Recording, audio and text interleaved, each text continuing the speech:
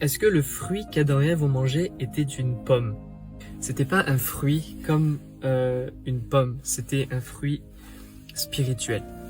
Faut comprendre que dans le jardin, il y avait la sphère spirituelle et la sphère naturelle étaient complètement liées, d'accord? Ils pouvaient voir Dieu avec leurs yeux, ils vivaient dans cette gloire qui était présente, qui était accessible. Et il y avait un arbre, et cet arbre n'était pas un pommier, cet arbre était l'arbre du fruit de la connaissance du bien et du mal.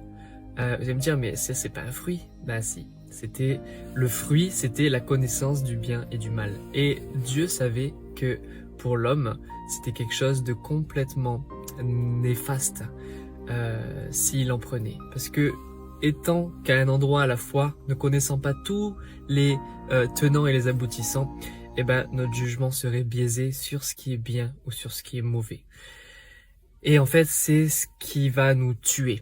Notre jugement va nous tuer. Parce que nous n'avons pas cette place de juge. Et à ce moment-là, nous sommes devenus chacun des juges, des petits juges, par rapport à ce qui nous entoure. Aujourd'hui encore, on voit bien qu'on descend de ses ancêtres parce qu'on continue de manger, on continue même, je dirais, de régurgiter ce fruit de la connaissance du bien et du mal. On mange de cet arbre, on juge, on critique et on tue. Et ça nous tue. Dis-moi en commentaire si tu penses que c'était une pomme.